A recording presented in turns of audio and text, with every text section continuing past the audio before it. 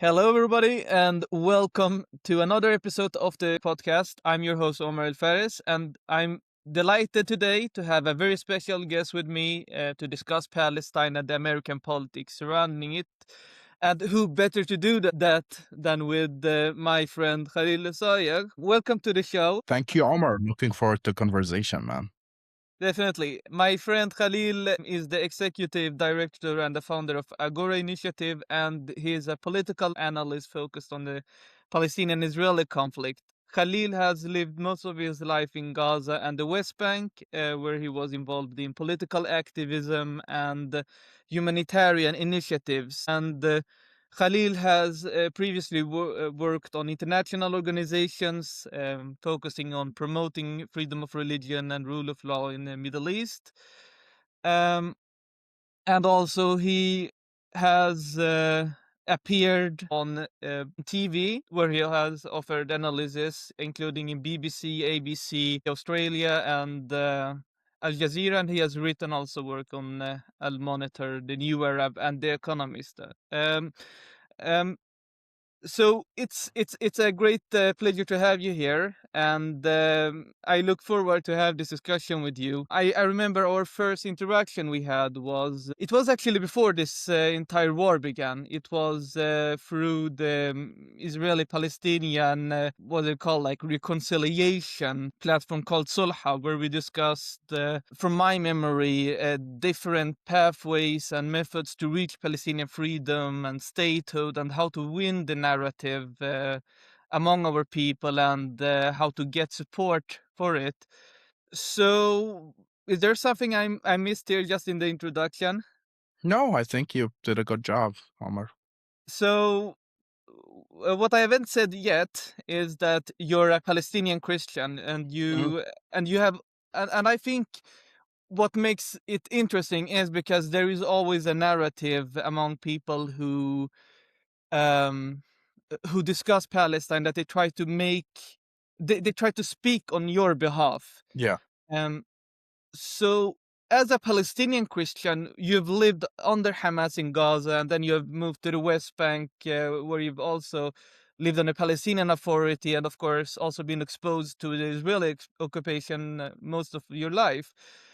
Could you give us an insight of how your life has been in Palestine under the various different rules? absolutely. So, like all Palestinians, Omar, Palestinian Christians are born to a reality of the brutal occupation that exists in Palestine. One is not spared from the Israeli terrorism or violence because he's Christian. Matter of fact, they're just facing the same oppression as the Muslim Palestinians and others. And therefore, I was born to a family that have experienced Nakba in 1948. They were ethnic cleansed from historical Palestine. And since my childhood, I remember the Second Intifada very vividly in my memory. And I remember the Israeli Air Force bombing Gaza. I remember the checkpoints in Gaza, the settlements back then in Gaza that have made the Palestinian lives in Gaza really horrific. And I also had experienced many violent incidents by settlers and also by the Israeli military when I lived in the West Bank, because since 2010 to 2021, I lived in the West Bank after I moved from Gaza before I moved to the US. So that is the primary issue here that Palestinian Christians are dealing with. Like the rest of Palestinians, we are dealing with a brutal Israeli occupation that have suppressed our freedom and that is pushing all Palestinians outside of the land. And that's not a conspiracy theory of any sort. That is a stated goal of the Israeli government to always ensure that the Palestinian demography remain in control in the service of increasing Jewish demography. So that's like an obvious fact. Nonetheless, Palestinian generally and Palestinian Christians specifically had their own challenges with Hamas regime as well. When Hamas took charge in 2007, following the election that they won, they had a coup, military coup against the Palestinian Authority there, and repressed any form of opposition to Hamas, that is any other political party, any other free of assembly, etc. An actual authoritarian government was formed. Christians had their own personal challenges with Hamas as well, because not that Hamas necessarily was targeting Christians or not, but Hamas is an Islamic movement, or as I like to use more, the academic phrase of Islamism. And the way you define Islamism, usually it's a movement that or a party that try to rule and change the society toward a particular interpretation of political Islam. It's different than Islamic generally, because majority of Muslims in Palestine, at least, don't support this form of government, right? But Hamas does. And therefore, the Islamization of the society has meant challenging for the Palestinians. What Islamization of society do I mean? I'll give you two examples. For example, after Hamas took over, Christians remained free to worship in their homes and their churches, but they no longer have the display of worship in public. Notice in the West Bank this week, for example, you see marches of Palestinian Christians in the West Bank celebrating in public. A matter of fact, even Muslims joined with them. We've seen a video from the governor of Ramallah, who's a Muslim woman, Dr. Layla Ghannam, and she's literally a hijabi, and she's celebrating with the Christians. In Gaza, it was not allowed, and it's still not allowed for Palestinian Christians to celebrate in public, and for Muslims to join them as well. So that has been a challenge. That Islamization of the society makes Christians feel foreign in their own land and want to leave.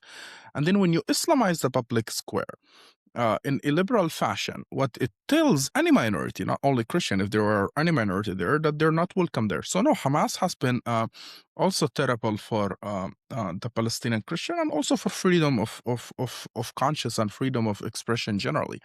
Now, the Palestinian Authority is also problematic, not for Palestinian Christians, for freedom of speech generally. They're not democratic per se. But they had, according to all numbers, by the way, even democracy and other measures, it's a little bit more democratic than Hamas. That's shocking to people to hear, but it's just a statistical fact on every measure. When it comes to freedom of religion for Christians, it has been completely free. You are allowed to practice your faith both in public and private in the West Bank. We never had the issue. The issue we're facing in the West Bank, like in Gaza, is the lack of freedom of religion due to the Israeli occupation. Our ancestors lived in that land for centuries, Omar, and for centuries we were never prevented from going to the Church of Holy Sepulchre on the feast of Pesach, the feast of the Resurrection, Easter, which is today, by the way, in the Orthodox calendar. And for many years, the Israeli forces have prevented Christians from Gaza and the West Bank to go and participate in this feast, but it also prevented Christians from Lebanon and from Syria and from the other areas. There is no mechanism for these Christians, or even Jordan, to come there. And even with Egypt, they allow some Christians to come under very humiliating conditions. And after you are above 50, although Egypt has a peace treaty with them, again, these are people who lived there for centuries in the Middle East. And these are the indigenous people of the Middle East, and they've used to go worship in Jerusalem every month every year for centuries, and you are preventing them right now, but you are allowing American Christians, for example, to come freely, and others. This is an issue that Christians are dealing with. Certainly. So I think, as much like there is a rightful criticism against Hamas, their rule. I mean, it's not only, of course, for Christians. I think there is a huge segment in Gaza and also West Bank who have been very critical to the actions of Hamas and so. But I've seen something very extensively when I've been on social media, when I've been talking to people about the situation in Palestine, because they try to make the image that Israel is the protector of Christians. Yeah. And if Israel would end the occupation, we would have like an ISIS kind of state in the Gaza Strip, and also that would be transferred to the West Bank. And we have this kind of image that Israel is the only state where the Christian community is thriving in the Middle East, where everywhere else it's declining. So to start with, I mean, like what we have to acknowledge, Hamas is terrible, right? But Hamas is not ISIS, and Hamas is not even remotely close to even, the government of Syria that is a little bit more fundamental than it. So in a way, you could argue that Christians could flourish under a Hamas regime better than, for example, the Syrian regime because of the ideological, commitment of a movement like the Syrian government that, to my knowledge, they are offshoot of Al Qaeda. Not that I'm criticizing them or anything. I think they've done a lot of reform. They still have a lot more to do. There are massacres against Christians there, against Druze and others. There is things to do. We never seen massacres against Christians in Gaza or any killing. There's one case of one guy who was killed since Hamas took over, Rami Ayyad, but no other case than that. Is the situation perfect? No, by no means. Is it better than other Islamist regimes? Absolutely. Now, there is also a flawed logic here that if a Palestinian state is to be established, it will always be Hamas that will be in charge. That's actually not true. Statistically speaking, majority of the Palestinian peoples oppose Hamas. Even those who have voted for Hamas in the 2000 election, majority of them are not Hamas by ideology. And not only that, but also they support two states, like 73 from them. So they are moderate who voted for Hamas due to the lack of options. What Israel has been doing, though, Omar, and that's a policy that goes all the way to the 80s, not even to the 90s with Benjamin Netanyahu, to the 80s with the founding of Hamas, is that the Israeli logic goes as following. We have to empower Hamas and the Islamist extremists as much as possible to make the Palestinians look that they're incapable of governing and they're divided on the one hand, and on the other hand, to make them look as an Islamic extremist or Islamist extremist. The unfortunate reality, and that's what I always tell my Islamist friend, that Hamas unfortunately played to these tropes easily. Hamas could have distinguished itself from all these tropes, but in their actions and what they've done, they have proven over and over these tropes. Now, things have improved in the last 10 years of Hamas history. I have to give them credit. They're still terrible. Again, I don't want to be misquoted here. I don't like them, and they attack me all the time. I'm on the record. But they've improved. They've changed terminology that, in their first declaration, they literally called Jews the descendant of pigs and apes, like very anti-Semitic terminology that used from out of context from an old Islamic text.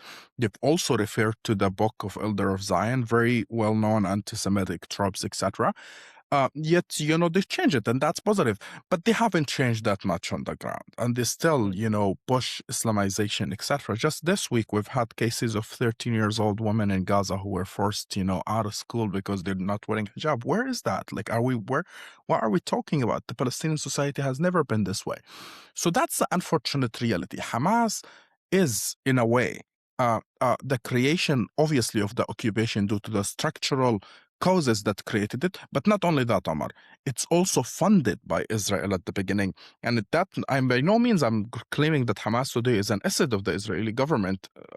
Directly, they're not, but they were created by them, and they acknowledge that.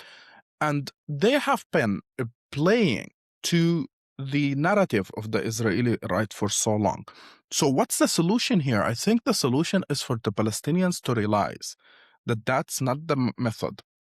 And majority of Palestinians do, but they lack organization, Omar. That's the issue. And Fatah has gotten so weak because of Israel in part and because of its own corruption. It's both, and because of Hamas, obviously. And organize around the core of what Palestinian nationalism is about. That is, it's about equality of all its citizens.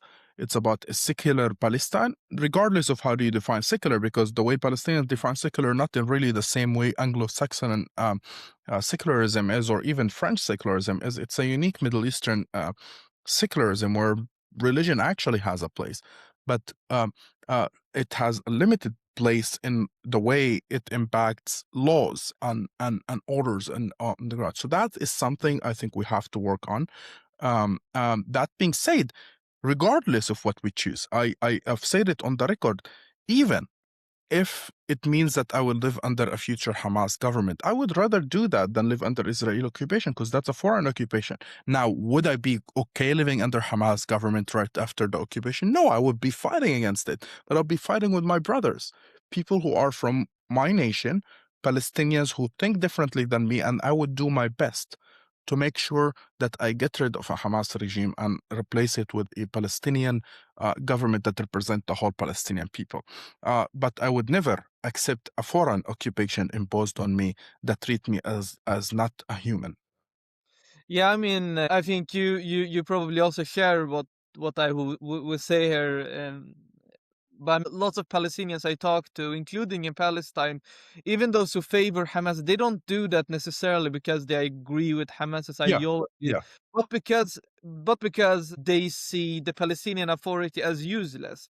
yeah, So, um, and whenever like you will make a criticism of Hamas's actions, you see what Israel is going to do after October 7.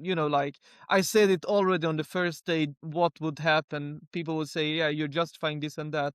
And then they would say there will be no alternative. And I mean, the way the Palestinian Authority is currently operating, it doesn't have much leverage against Israel. So whenever there are settler terrorist attacks, when there are new settlements that are being established in the West Bank, and you see all the negative trends under the Palestinian Authority, even from my understanding, people who have been living in the Gaza Strip under Hamas, as terrible it was before October 7, like people didn't go through checkpoints every yeah, day. So, I've been in the West Bank like 3 years ago, and I remember how indignifying it was for me to need to pass through such checkpoints.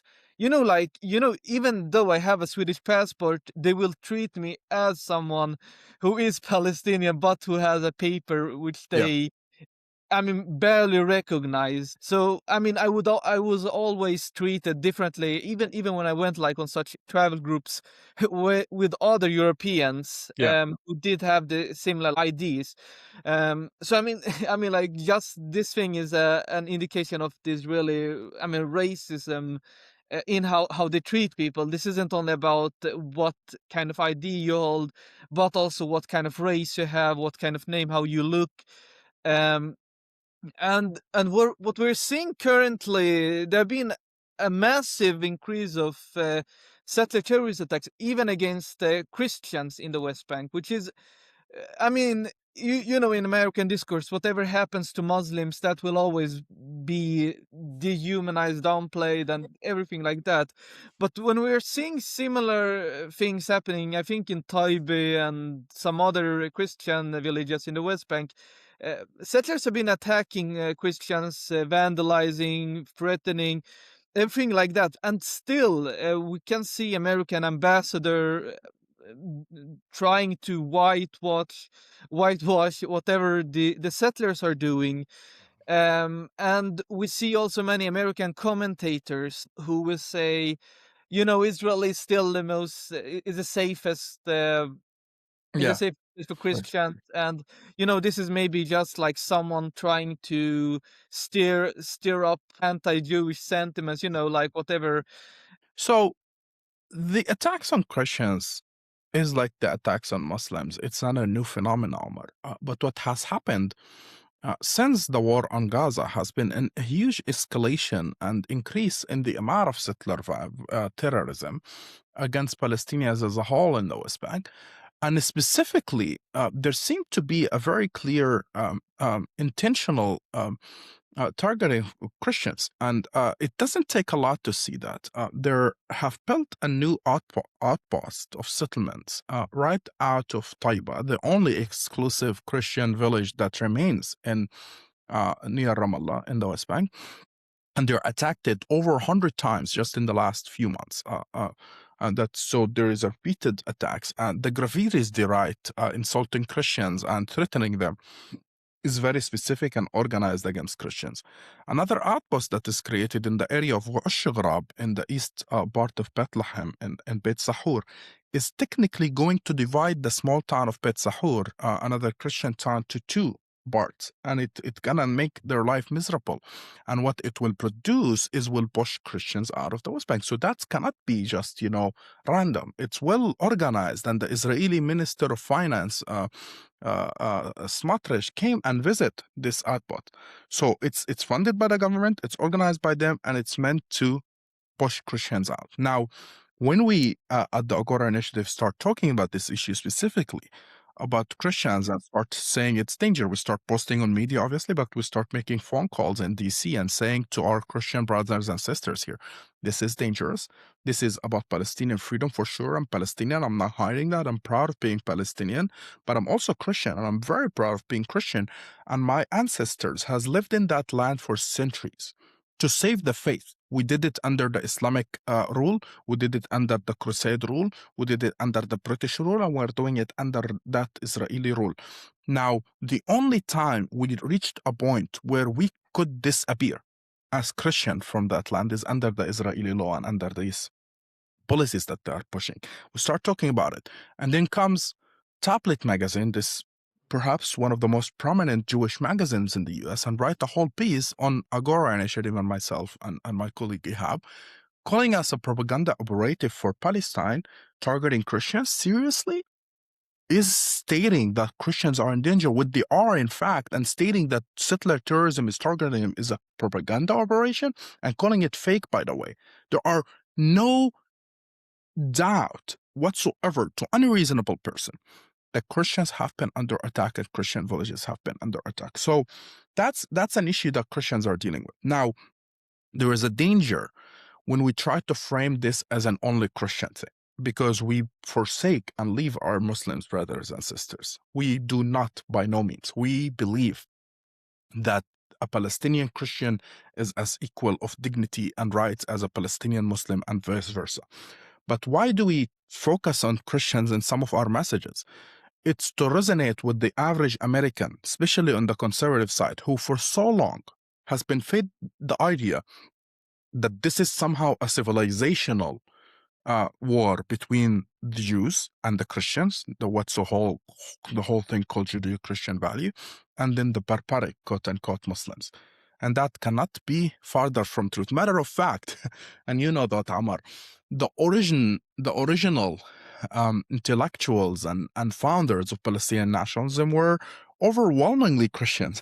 Like, you'd be surprised. You're like reading the literature and you're like, wow, Christians, despite being like less than 20% of our population at that time, were overrepresented in all the literature. And you ask the question, why? Why are Christians are so nationalist compared to even Muslims early on? And the reason, obviously, because missionary schools and others have educated them languages such as French, Germans, etc., and they were reading the literature outside, and they were reading Zionist literature early on, and they understood them. Christians learned German, Christians learned French, Christians learned English, and they were abroad. And Muslims, some Muslims intellectuals, the Khalidis, the Nashashibis, etc., I'm not downplaying them, but much more Christians have. And they've read early on about Zionism and were able to detect that this is a danger to the Palestinian people and their future, and wrote early on, Al Carmel, Palestine paper, etc., had majority Christians that they were operating there. So by no means the Palestinian issue at its very core, and Palestinian identity is a identity that is inclusive to Muslims and to Christians and to all inhabitants. And I would argue even it should be, and we have issues with that, but it should be also for Palestinians, for Jews who feel that they would want to identify as Palestinians as well. But I think it's quite interesting what you're mentioning here also about. I mean, like there is an interest among many Zionists, many people on the pro-Israel camp to try to create a division between either you stand with the Christians or you stand with the barbaric Palestinian, Arab, Muslim, Islamists, you know, whatever. They will just throw whatever to try to demonize one side and then make the other side appear as the side that's like always attacked for nothing. And I was also about to ask you this question. I mean, like, given that you live in the United States right now and you're reaching out to many, you're reaching out to journalists, you're reaching out to politicians and so on, and many of them are conservative and like, do you generally get this image that they are very ignorant, have these kind of racist undertones, or what kind of image or like general experience do you have when you reach out to such profiles? So generally, Omar, I am of the opinion that I don't use the term racist or ignorant or any of these negative accusations lightly. I try to really be specific to what I called racist. There are a lot of genuine racist people out there, and I feel comfortable calling them racist. But one of the things that frustrated me for years on the pro-Palestine left generally is the way in which they use certain heavy words easily. This is racist. If you disagree with us on the 1 or 2% or whatever, you're racist. And I'm afraid to say that even a lot of people who have racist sentiments and have been expressing racist sentiments are not even racist. They're just really don't know what they're talking about, and they've been fed by their media, they've been fed by their culture, etc. for so long, these racist ideas. I'll give you an example. Like, for example, your average Christian in the US, I don't know what the numbers now, but historically, have not known that Palestinian Christians exist. I remember there were times when I speak, and I've been speaking to churches since 2017 in the US. I used to come and speak because I was in ministry before I did my political work. I studied theology and I was like a Protestant minister for a while. So I'd go to Protestant churches and I'd be speaking, and they will know we never heard that Palestinian Christians exist. We never know that that part of the region has Christians. And I told them, well, by the way, Christ came from there. So if there is no Christians there, it makes no sense because the Christianity started there. It makes sense that Christianity would continue in that area, and they're always surprised. And it's not because, like, your logic should be simple, because when you read the Bible, you should know that Christians exist there, because the Bible literally says people converted, so they didn't disappear. But it's amount of media and the amount of campaigns and about of Zionist actual propaganda about us that has been filling the US, especially in the last 50 years. It's tremendous, especially since the 67 and this whole Messianic area of Israel.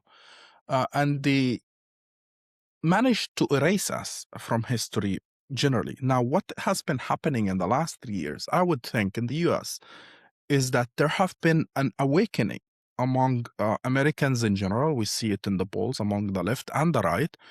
But what has been really more fascinating this time, the awakening among conservatives and among Christians. That is not something that happened before historically, not since the establishment of the State of Israel, and the challenge to Christian Zionism and to their claims about Palestinians. And one has to ask the question, what is that? Why it's happening? And I talk to my friends all the time, because there are a lot of my friends who are in the left tell me, well, this is not genuine. It's not about Palestine. It's about anti-Semitism. It's about this. It's about that. I actually tend to disagree. I think it's a accumulation of different things. I think it's definitely a departure from the old theology of what's so known as dispensationalism. This whole idea that, the Jews have to come back to the land of Israel, the rapture has to happen, etc. You've heard that term probably many times. And there has been, in the last 30 years, gradual departure of dispensationalist theology, even among evangelicals, because it has proven that it's scholarly wrong to interpret the scripture in this way. And that's not a lot of people know that. But, like the most, non-scholars and seminaries in the US, so they don't teach dispensationalists anymore. Evangelical scholars and uh, um, seminaries, for example, Wheaton, known as the Harvard of the evangelicals in the US, it almost has no dispensationalist professor anymore. There are like two schools in the US that are not very prominent, but they're prominent enough that still teach dispensationalism, and that is Dallas Theological Seminary in Texas and Moody in Chicago. But that's all.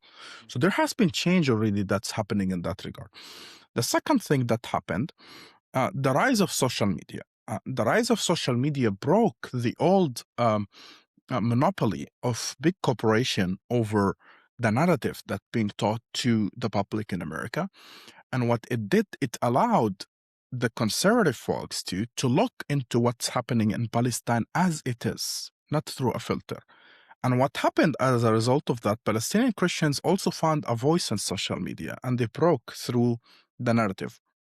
And the third thing, the rise of the class of or the group of podcasters who are independent from corporate media. These are people with huge platforms. You take Candace Owen, take Tucker Carlson, whatever you think of them. Some of them are nut jobs. I think Candace is beyond the pale myself. I think she spread a lot of crazy ideas. Tucker is, I think, much more serious person. But regardless of what you think of them, they had a huge influence. And they were able to produce and platform voices like my friend Faris Abraham, like my mentor Mandir Isaac, and others who haven't been platformed before, and that voice resonated with people. So all these things are happening. Now the question, back to the initial, response, I get it from the left always, there's anti-Semitism, etc. Is there certain elements of anti-Semitism somewhere in the movement? Yes. Is it genuine because of hate of Jews? I don't think so exactly. There's some genuine hate there, I'm sure, but it's much more misunderstanding and much more reaction to the Zionist rejection of distinguishing Jews and Zionists. That's, I think, is the original sin of the modern anti-Semitism, because there is genuine anti-Semitism, historical, Christian. I read about it, I know it, understand it. It's despicable. As a Christian, I feel ashamed of our history of anti-Semitism against Jews. Modern anti-Semitism has, obviously, there is genuine anti-Semitic stuff. I think a lot of it comes from the lack of ability to distinguish Jews and Zionism, Jews and the state of Israel. I myself do not fall to that trap. The problem is that EDL, the definition of anti-Semitism that they use, the International Holocaust Memorial definition, etc., all of them insist upon the fact that Jews and Zionism is the same thing, and therefore paving the way for anti-Semites to use the same logic. Yeah, I mean, definitely they try to link Israel and its actions with the Jewish people in one way or other. Like, you should not criticize Israel in one way, or and that particular way is its war crimes, its conduct of like. I mean, it's insane how people are trying to weaponize such definitions and so. And this gets us to the discussion about the language which is being used on Israel-Palestine. As you mentioned, I mean, one can of course discuss exactly what many influencers are saying and so. But I mean, just like when one is listening to many conservatives, and I'm not a conservative, so when often I hear they use the terminology Judea and Samaria. You hear this. You get the automatic connection that, okay, these people are not just talking about some ancient kingdoms like 2,000, 3,000 years ago, whatever. They're trying to, use religion in a way or other to say, look, this land has more connection with the Jewish people than the Palestinian people, and then they will make some a quote like those who bless Israel will be blessed, and those who will something like that. You're much more familiar than me with the like biblical arguments.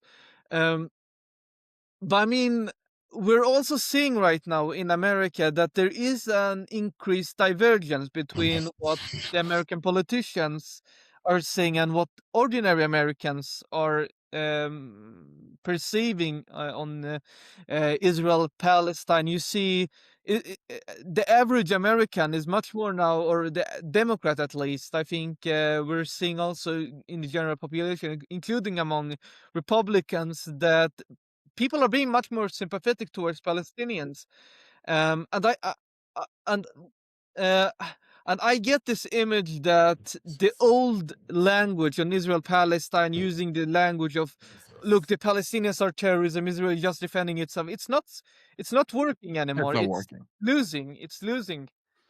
Yeah, and Generation Z just don't care less. I mean, I'm on like Instagram scrolling and I see the amount of criticism of Israel.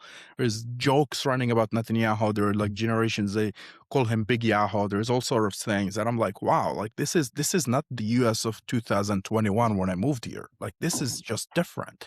There were times where you have to be very measured of your criticism, etc. Not anymore. People are openly calling for defending Israel, etc. But when you go to the establishment, even the Democratic Convention just a few days ago rejected a bill to push for the boycott of Israel and defunding their arms, etc. So even among Democrats, still there is a deep rejection of what their base is telling them. And that comes from two places. One, obviously, the donor class is disproportionately on the Zionist side for both parties generally. Not to say that all donors are Zionists, obviously no, but they have a disproportionate, donor class. And the second thing, there is still a fascination within the idea that criticizing Israel or pushing anything will frustrate the Jewish community and they'll accuse you of anti-Semitism. And that is partially true because there is a significant number among Jewish Americans who are still hold to that idea. But if you really look at the numbers, more and more Jewish Americans are also themselves disassociating themselves from the state of Israel because obviously they see it's immoral, and Jewish Americans are Americans first. They look at America, there is democracy, rule of law, etc. And then they look at Israel as like an ethno-state that they don't feel represented by it. And also the policies of Netanyahu, etc. You see, majority of Jewish Americans, for example, oppose the war in Iran. That's different, etc. So there is things happening, but the establishment is still there, stuck in the old measures. But I don't think this would hold for so long. If the momentum we're living on, and that's a challenge for us, Palestinian Omar, is kept for years to come. And how do you keep it for years to come? That is the question the pro-Palestine movement has to ask itself. How do you keep the momentum? And the other question we have to ask ourselves, how do we keep the momentum without sacrificing much lives? Because here's the deal. The genocide is the reason why we have this moment. We can't deny that. Now, there are some people who look at that and they say, well, therefore, genocide is good, and we have to do more acts of resistance to get Israel to have more acts of aggressions in order to momentumize. And that's flawed logic. How do you keep the Palestinian issue a central issue without sacrificing more Palestinians' life? And believe me, it's possible. It's not impossible. There are other examples you could learn from. You don't need a apocalyptic war all the time, because the violence of the Israeli military and terrorism, it still exists. We're not saying it disappeared. It's there. They're killing people every day in Gaza now, despite the ceasefire. But there is no mass killing like it used to be before, this ceasefire. It's still horrible. I don't claim there is a ceasefire. But let's look into how do we continue with that. I think I personally, I am, for the first time, I'd say it on the record, optimistic when I talk to pro-Palestine people on the left and on the right, despite that I had historically a lot of disagreements with a lot of them. More and more of them are coming to appreciate my approach and to appreciate what I say. And I don't care if they appreciate what I say, but I care more into drawing the lessons that I believe should be drawn. Meaning that how do we keep the momentum? How do we keep the Palestinians in their land? How do we keep all these issues happen?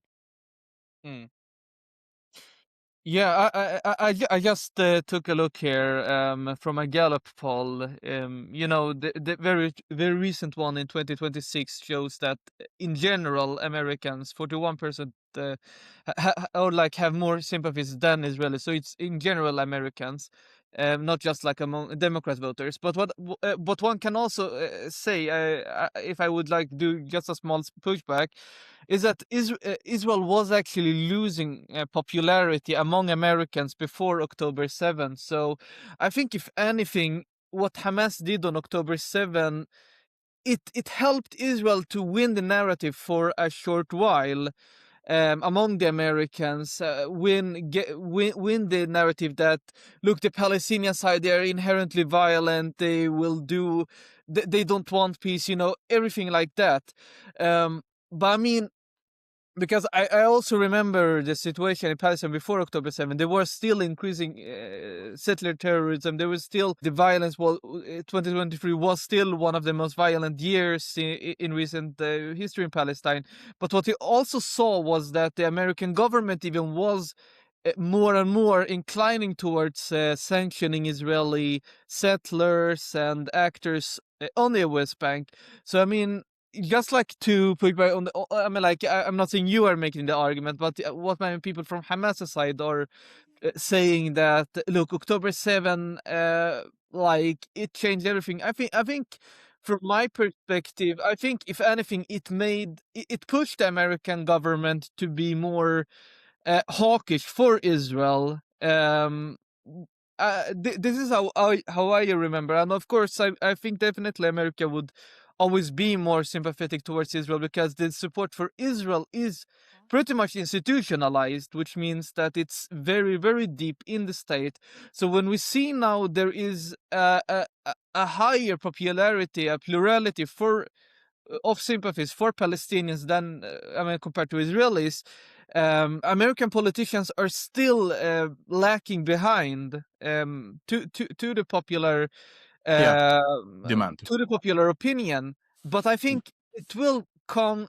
It will reach a point when even the Congress and even there will be some American president who will try to at least condition the aid to Israel. We're seeing actually J Street. Yeah, It's a pro-Israel lobby group which has recently now basically demanded that America shouldn't give Israel or fund Israel's Iron Dome, and this is something very particular because if you would attack the American supporters, like the Iron Dome, you would say like you just don't want the Jewish people yeah, to yeah. defend That themselves has and been the things talking like point. that. Yeah.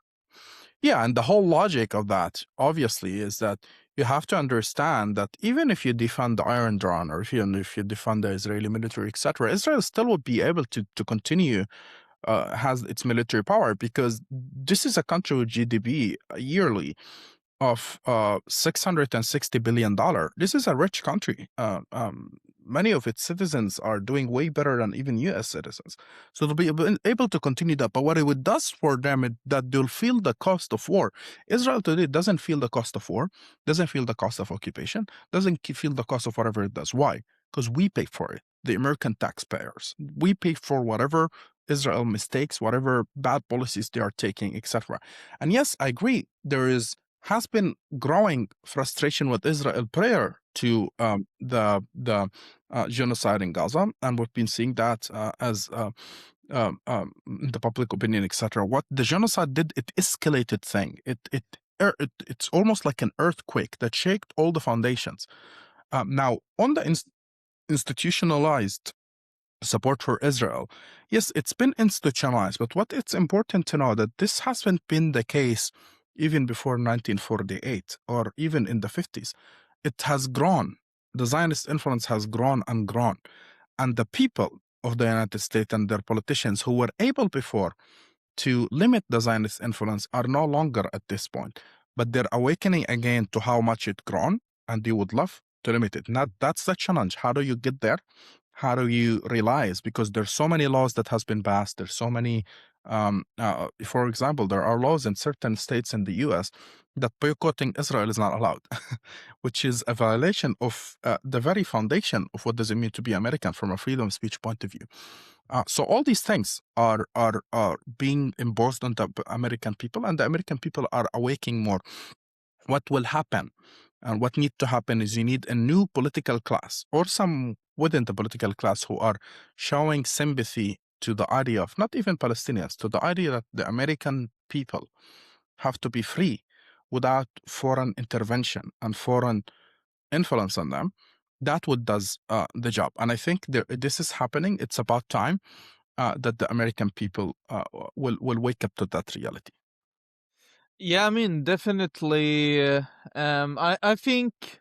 I mean, like, I definitely think. I mean, like, I think it's a matter of time before the American state will, or we're going to experience a more a pivot towards a new policy in the United States of America. I think even because Netanyahu is so desperate to launch wars against everyone in the Middle East, even Donald Trump will at some point freak out at Netanyahu because this is also dragging America into many pointless conflicts. Now we're seeing between Israel and Iran. Iran has been launching lots of missiles and it has been exhausting the anti-missile systems in the region. It has, I mean, like it has caused a distrust between the Arab Gulf states and the United States, where the Arab states have now lost much faith in having America as a security contractor.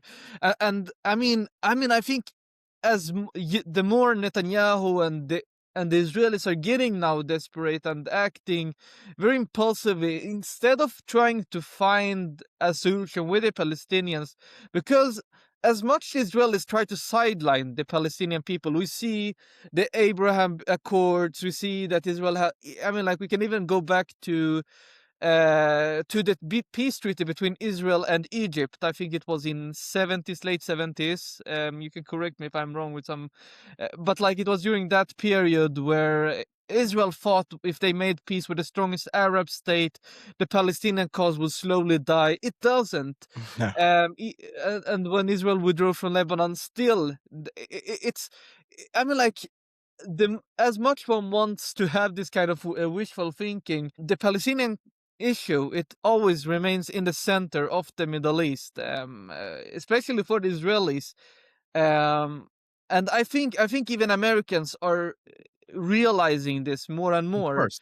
Yeah, and I think a lot Americans used to realize that, like the American policy, like Reagan recognized that at some point. Other presidents, not that they became supportive, but they acknowledged. Even George Bush W. Bush, like he realized that this is an issue.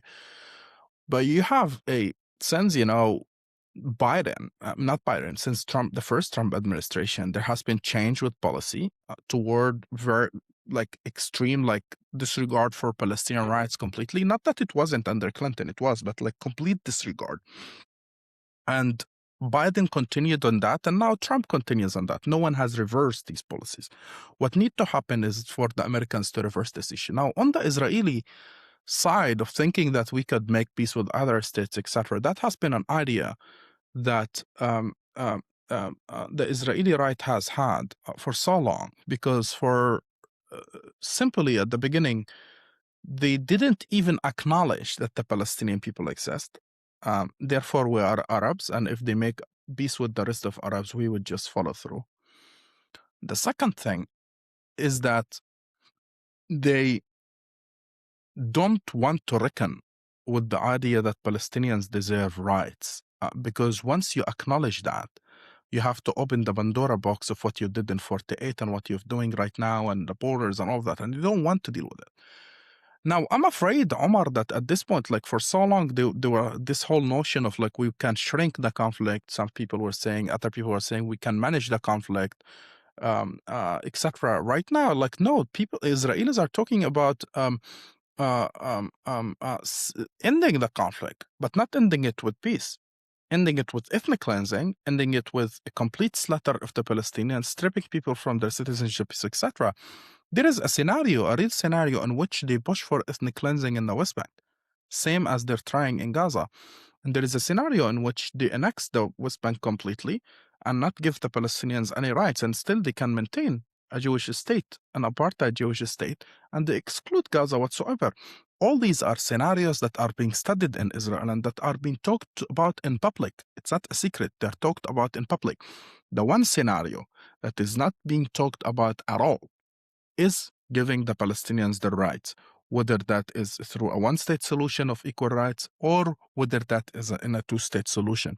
For somehow, some people like tell me all the time because I support two-state solution, oh, you're Zionist, you're this, you're that. I'm like, are you out of your mind? Like literally, that is the antithetical to Zionism solution that's today according to the state of Israel. But not only that, obviously, the logic that if you accept an Israeli state, therefore you're Zionist is just it's just hilarious to me, because like I accept German state, I'm not a German nationalist, I accept this and that. So it's different. Now, how do Israel define itself as Jewish or not? That's their own internal business. I don't think a Jewish state is a good idea, but that's their own business. So it is we are at a place where the Israeli people and government, both, unfortunately, according to numbers, have decided that there is no way to approach a compromise and peace with the Palestinians.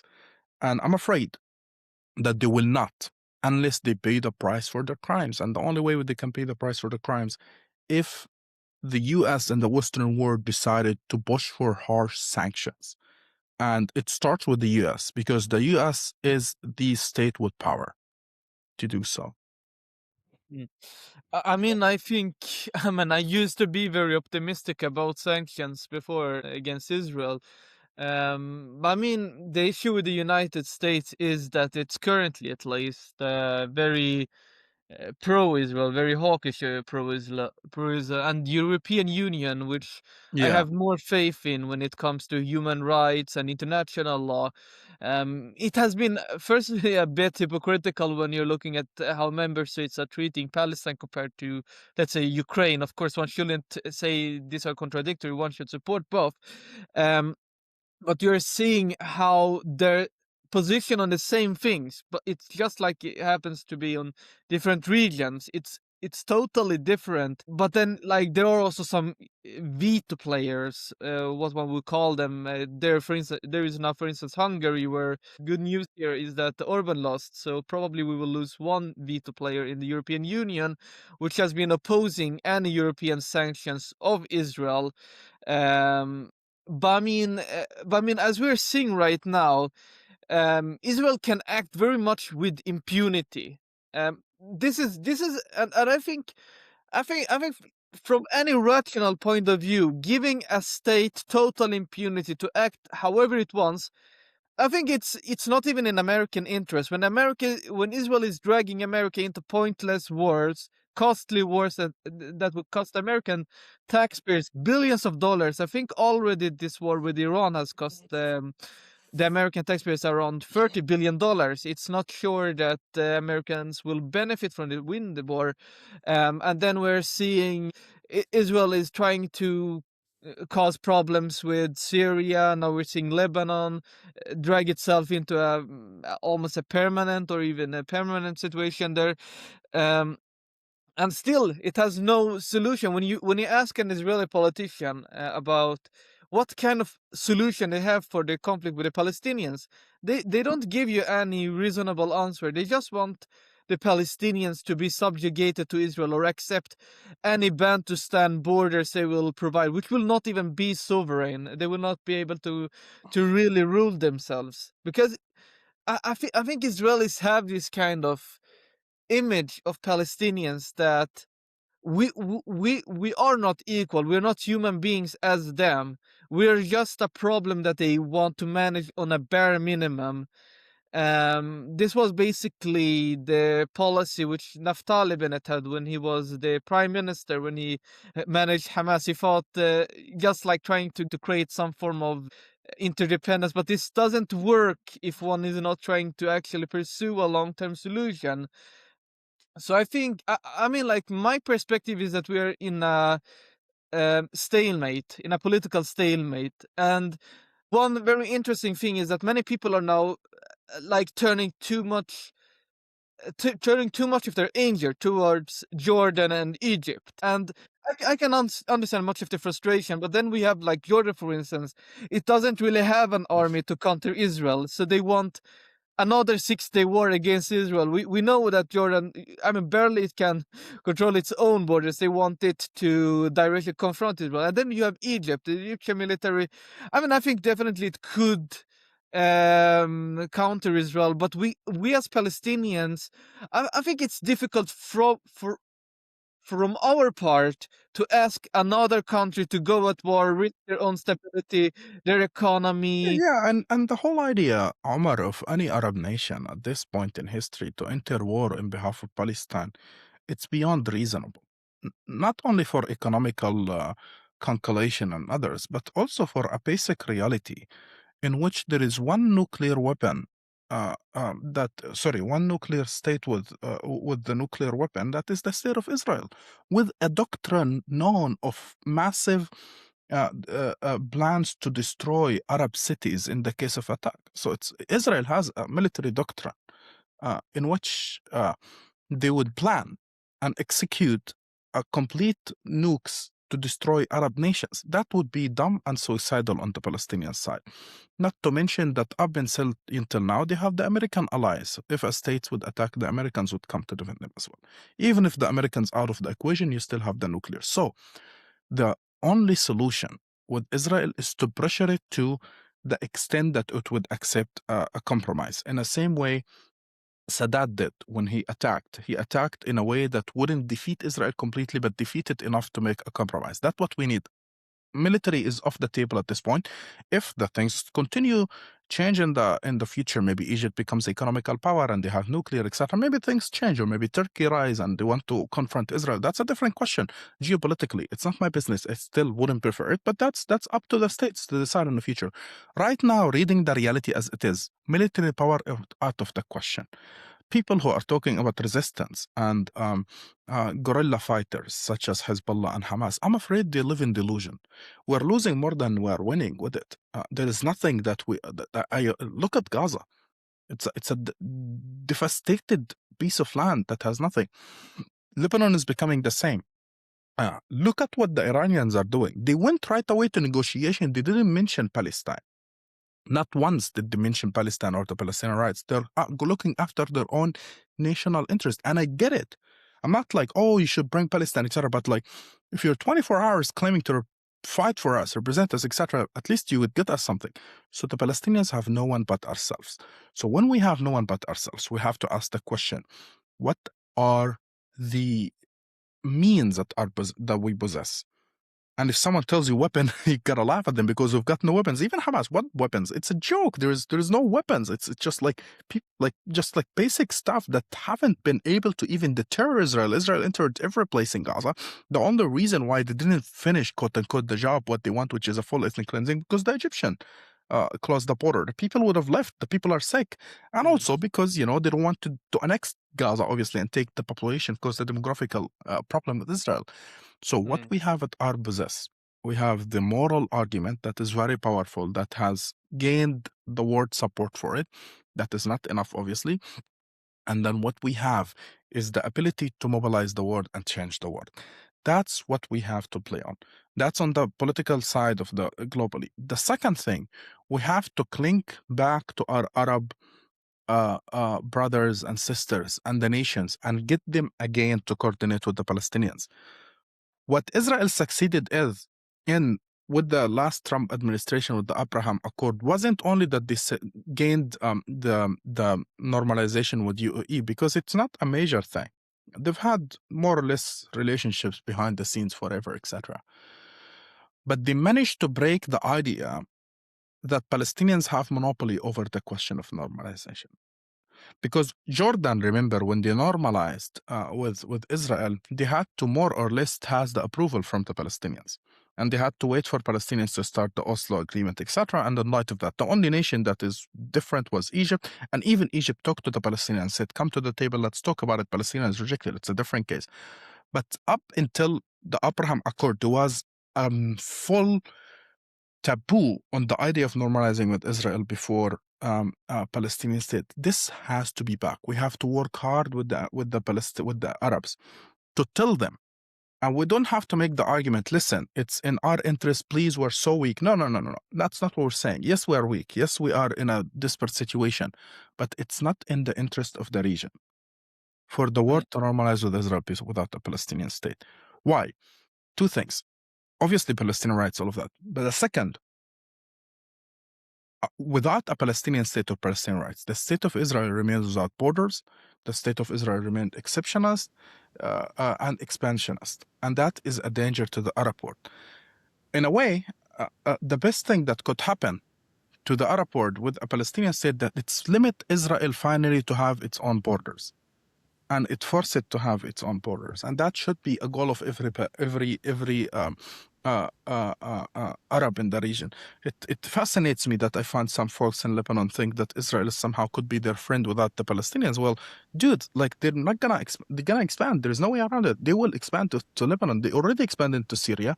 They would expand to Jordan. They would expand to anywhere, as long as they don't have limit. But what would happen?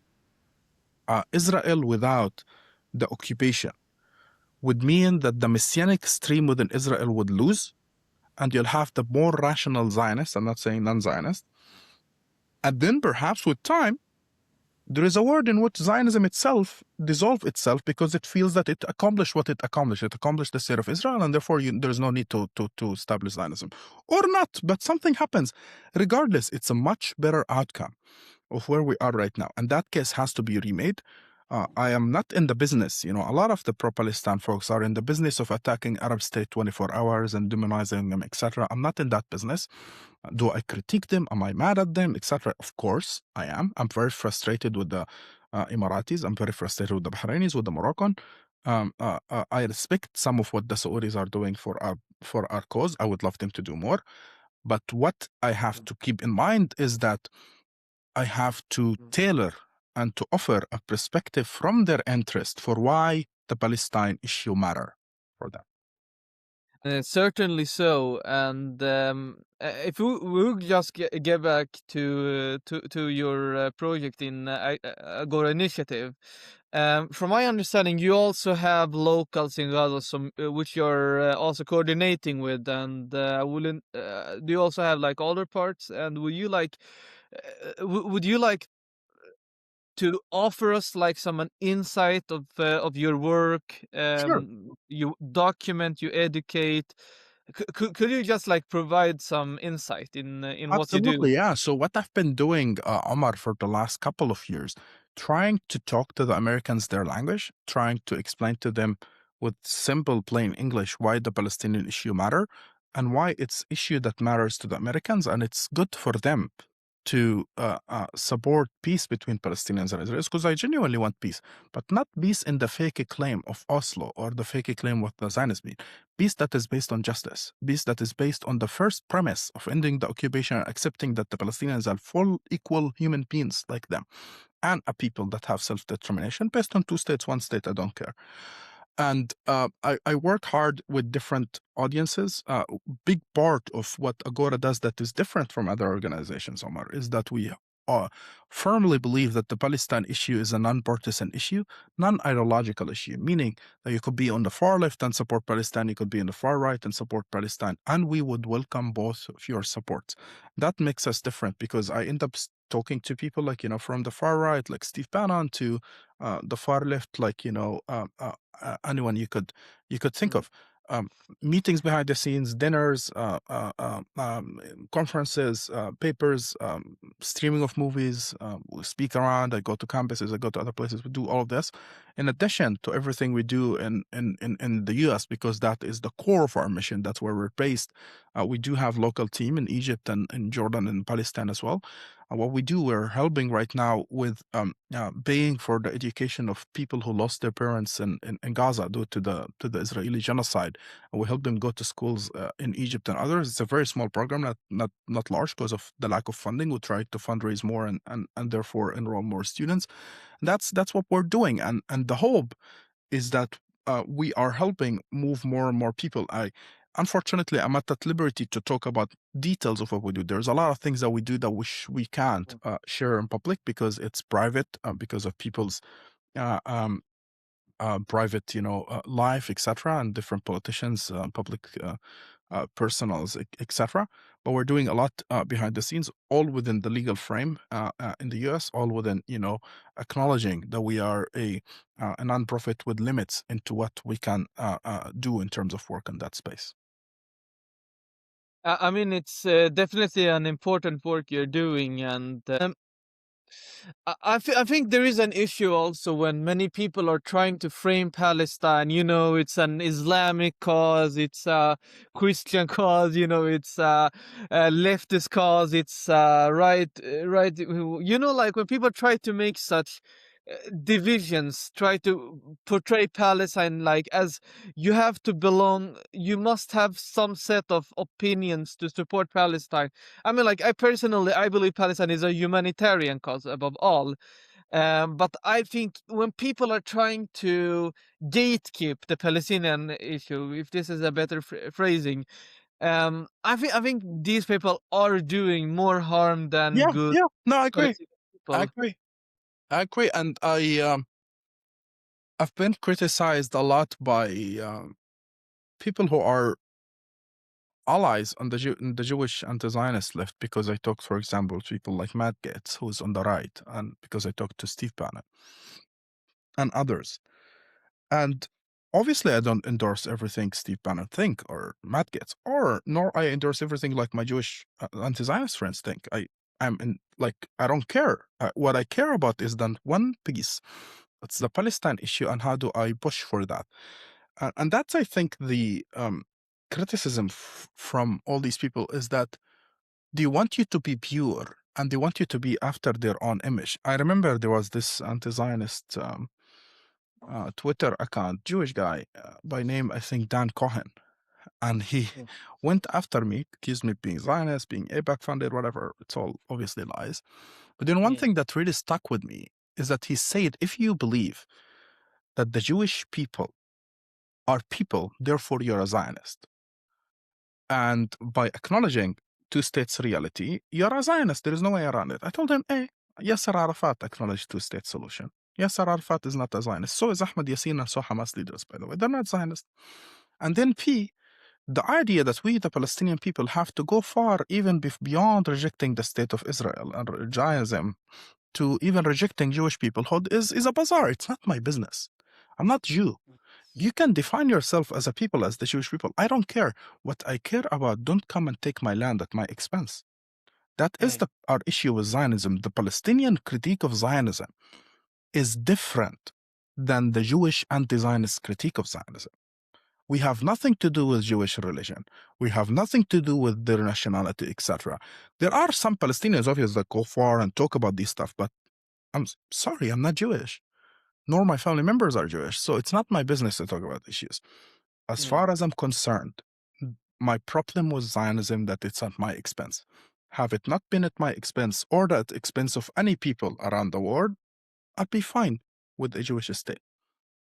Before we wrap this episode up, what are your predictions for what is going to happen next? We've seen the Board of Peace now. It seems to be about to be buried. What kind of predictions do you have now for what's coming up next as a final question? I wish I had a lot to say, Omar. Things looking very dark and very much on both. The whole idea of board peace has failed in Gaza, and the committee, technocrat committee of Palestinians that were appointed to come to Gaza haven't been even allowed into Gaza. They haven't done a single thing. Israel promised to remove Hamas completely. As far as I'm concerned, Hamas controls Gaza right now, the areas that the Israelis are not within militarily, and they control it education-wise, they control the services, they control everything. So we're back to October 6th, 2023, except that Gaza is devastated, except that there is no aid, except that there is no reconstruction, and a full military occupation in about 60% of Gaza that has been more or less fully ethnic cleansed. Where do we move from here? It depends on two things: how much the U.S. are willing to push Israel on that issue, and the second thing, how much Hamas is willing to engage in a conversation over disarmament. Hamas have made it very clear that they wouldn't disarm, and disarming is more or less is a word for how much Hamas controls Gaza. Everyone who thinks that disarmament is about danger to Israel is delusional. Hamas hasn't fired a single bullet against Israel since the ceasefire, despite that Israel violates the ceasefire daily. And why is that? Because Hamas doesn't possess the power to do it. And Hamas knows that for the next 10 years, they wouldn't have the power to do it anymore. But what they want is to control the people in Gaza, which unfortunately will be very costly and devastating for the people in Gaza. So unfortunately, we're very stuck in that. There are more and more news and noise that the Israelis might launch another attack on Gaza to force Hamas to give up its weapons. And this time, if this happens, it would be more brutal because remember, they've done this genocide on all these massacres while they're hostages in Gaza and killed some of their hostages. This time, imagine the same thing, but without even Israeli hostages being in Gaza. So I don't think the future looks great. Lebanon is devastated. Gaza could be devastated as well. Israeli settler terrorism is increasing in the West Bank. Things are looking really dark when it comes to the internal issue in Palestine. Mm. Khalil, thank you very much for sharing your perspectives and your insights of the situation in Palestine, of your work in America. Uh, uh, so, besides Agora Initiative, where can we others find you and your work? Of course, I will also link this on this Sure, on the yeah. So So go to the agorainitiative.org. It's the agorainitiative.org. You'll find our website. You'll find all our information there. If you want to make a donation, you can make donation as well. It's all tax deductible as a U.S. Based nonprofit. I'm also at Twitter, and that is at Khalil Jarius Twitter account. You can post my link and my handle. You can find me on Twitter, and you'll yeah, Google me and you'll find a lot of more things. Thank you so much for taking your time to join us on the podcast. Thanks, Omar. It's my privilege.